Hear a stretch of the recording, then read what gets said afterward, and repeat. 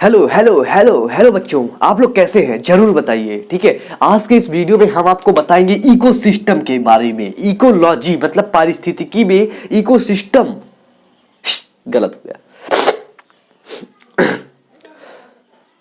Hello दोस्तों, आज की इस वीडियो में हम बात करेंगे इकोलॉजी के बारे में। इकोलॉजी क्या होता है अर्थात पारिस्थितिकी के बारे में इस वीडियो में हम संपूर्ण जानकारी देंगे। तो ठीक है, तो वीडियो अच्छा लगे या ना लगे, वीडियो को लाइक करके चैनल को सब्सक्राइब करना ही है। सबसे पहली बात, father of ecology. Father of ecology किसे कहा जाता है या बात किया जाए इकोलॉजी है क्या। इकोलॉजी है क्या? इकोलॉजी देखिए क्या है। इकोलॉजी है जिसमें जैविक और अजैविक घटक दोनों मिलकर अपने जीवन को चलाते हैं, जिसमें जैविक और अजैविक घटक मिलकर अपने जीवन पर्यंत आगे बढ़ते हैं या जीते जाते हैं, उसे हम इकोलॉजी कहते हैं या पारिस्थितिकी कहते हैं। फादर ऑफ इकोलॉजी कौन है? हेकल है। और Indian father of ecology Ramdev Mishra. Father of ecology कौन है बच्चों? हेकल है, हेकल। और इंडियन फादर ऑफ इकोलॉजी कौन है? रामदेव मिश्रा है। यहां तक कंफर्म हुआ आपको?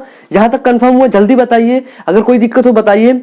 या हम इकोलॉजी की डिफिनीशन ऐसे भी कह सकते हैं कि जीवों का जीवों के साथ तथा जीवों का उनके वातावरण के साथ संबंध को भी हम पारिस्थितिकी कह सकते हैं। जीवों का जीवों के साथ या जीवों का वातावरण के साथ संबंध को भी हम पारिस्थितिकी या इकोलॉजी कह सकते हैं। अब देखते हैं पार्ट ऑफ इकोलॉजी। इकोलॉजी कितने भागों में बटा होता है, ये लिखते जाइए, डिफिनीशन लिखते जाइए, वीडियो को बैक कीजिए, लिखते जाइए। ठीक है, पार्ट ऑफ इकोलॉजी। इकोलॉजी को मुख्य दो भागों में बांटा गया है। जैसे पर्यावरण को मुख्य दो भागों में बांटा गया है, अजैविक कारक और अजैविक कारक, जैविक घटक और अजैविक घटक। यहां पे जैविक कारक और अजैविक कारक। जैविक कारक क्या क्या होते हैं? जीवाणु, कवक, शैवाल, परजीवी और जंतु। जीव जंतु भी आते हैं इसमें। ठीक है, ये हो गया जैविक, जो जीवित अवस्था में रहते हैं। अब बात करते हैं अजैविक कारक। अजैविक कारक जैसे ताप, प्रकाश, वायु, पृथ्वी, जल आदि। अब देखते हैं इकोलॉजी वर्ड की सर्वप्रथम खोज कब हुई। तो बात करेंगे 1935 ईस्वी में इकोलॉजी वर्ड की सर्वप्रथम खोज हुई। कब हुई? 1935 ईस्वी में। ठीक है, तो बच्चों यहां तक कोई दिक्कत हो तो बताइए, बताइए। आगे चले, बैक करके डिफिनीशन को लिखते जाइए, कॉपी में लिखते जाइए, बहुत इंपॉर्टेंट है ये। देखिए इकोसिस्टम, इकोलॉजी के अंतर्गत एक इकोसिस्टम होता है। जैसे आपके घर के अंतर्गत बहुत ढेर सारे सामान होते हैं। आपका घर बोल दिया गया ये घर है, लेकिन घर के अंदर बहुत ढेर सारे मेर प्रकार के सामान होते हैं। तो यहाँ पे इकोलॉजी तो बहुत बड़ा हो गया, एक हो गया, और उसके अंदर जो होते हैं उसको हम इकोसिस्टम कहते हैं।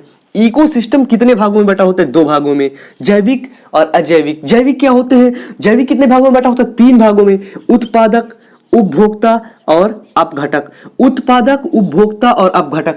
उपभोक्ता कितने भागों में? प्राथमिक, द्वितीयक और तृतीयक। इसको हम सर्वोच्च भी कह सकते हैं, इसको हम सर्वोच्च उपभोक्ता भी कह सकते हैं। और अजैविक, अजैविक कारक किसे कहते हैं? एक कार्बनिक हो गया, एक अकार्बनिक हो गया, एक कार्बनिक हो गया, एक अकार्बनिक हो गया। कार्बनिक में क्या? कार्बनिक पदार्थ जैसे प्रोटीन, वसा, विटामिन, मिनरल्स आदि ढेर सारे बहुत सारे आते हैं जो कार्बनिक पदार्थ, जिनको जलाने पर वो जल जाए, वो काला कलर छोड़ दे, वो कार्बनिक हो गए। और जो अकार्बनिक हो गए वो जैसे ऑक्सीजन है, सल्फर है, जल है, ये सब चीजें अकार्बनिक। अब बात करते हैं उत्पादक की।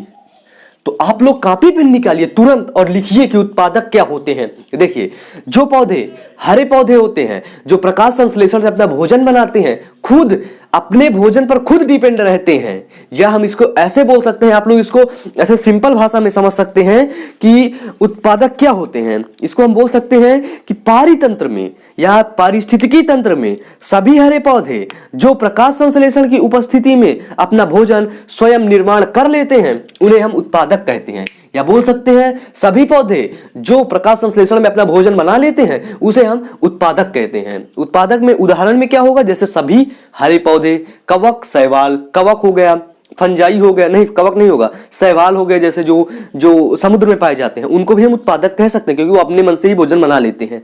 ठीक है, नेक्स्ट उपभोक्ता। उपभोक्ता क्या होते हैं दोस्तों? इसके अंतर्गत वे सभी जीव आते हैं, इसके अंतर्गत वे सभी जीव आते हैं जो, लिखिए कॉपी पे निकालिए और लिखिए दोस्तों, इसके अंतर्गत, उपभोक्ता के अंतर्गत वे सभी जीव आते हैं जो अपना पोषण स्वयं करने के लिए सक्षम नहीं हो पाते हैं। जो अपना पोषण स्वयं नहीं कर पाते हैं उन्हें हम उपभोक्ता कहते हैं। मतलब ये जो खाना खाते, जैसे हम लोग हैं, हम लोग अपना खाना के लिए स्वयं डिपेंड नहीं है कि हम खुद ही बना लेंगे, ऐसे हाथ किए सूरज आई बना लिए खाना, नहीं, हम नहीं बना सकते हैं। क्यों? क्योंकि हम दूसरों पर डिपेंड, हम किस पर डिपेंड है? उपभोक्ता पर डिपेंड, उत्पादक पर डिपेंड है। वो जब प्रोड्यूस करेगा तब हम उसको खाएंगे, जैसे खाना। ठीक है, बहुत ही इंपॉर्टेंट है, बहुत ही इंपॉर्टेंट है। हम लोग क्या है? हम लोग उपभोक्ता है। ठीक है, आगे चलिए। अपघटक, अपघटक क्या होते हैं? जैसे कि उत्पादक या उपभोक्ता जब डेथ हो जाते हैं, जब मर जाते हैं, या जब वो विनाश हो जाता है उनका, तो उनका छोटे छोटे खंडों में विभाजित करना ही अपघटक होता है। वो कौन से करते हैं? अपघटक करते हैं। वो छोटे छोटे बैक्टीरिया होते हैं, या हम इसे डिफिनीशन के तौर पर कह सकते हैं कि इसमें सूक्ष्म जीव, ऐसे सूक्ष्म जीव आते हैं जो उत्पादक तथा उपभोक्ता की मृत्यु के पश्चात उनका अपघटन कर देते हैं। जो उत्पादक तथा उपभोक्ता की मृत्यु के पश्चात उनको छोटे छोटे खंडों में तोड़ देते हैं, उन्हें हम क्या कहते हैं? अपघटक कहते हैं। नाम से ही आप समझिए, अपघटक, अपघटक मतलब छोटे छोटे खंडों में तोड़ना, अपघटक, अपघटन करना, तोड़ना मतलब, उत्पादक मतलब बनाना, उत्पाद करना, प्रोड्यूस करना कितना भी, उपभोक्ता मतलब लेना, जैसे हम लोग कंज्यूम कर रहे हैं, ठीक है, ले रहे हैं दूसरे का भोजन, चावल दाल, ये वो उस पौधे ने अपने लिए चावल बनाया खाने के लिए, लेकिन उसका चावल हम खा लिए, तो हम क्या हुए? उपभोक्ता हुए। तो दोस्तों आज के लिए बस यही तक, फिर मिलते हैं नेक्स्ट वीडियो में। तब तक के लिए वीडियो को लाइक करके चैनल को सब्सक्राइब कर दीजिएगा। जय हिंद दोस्तों।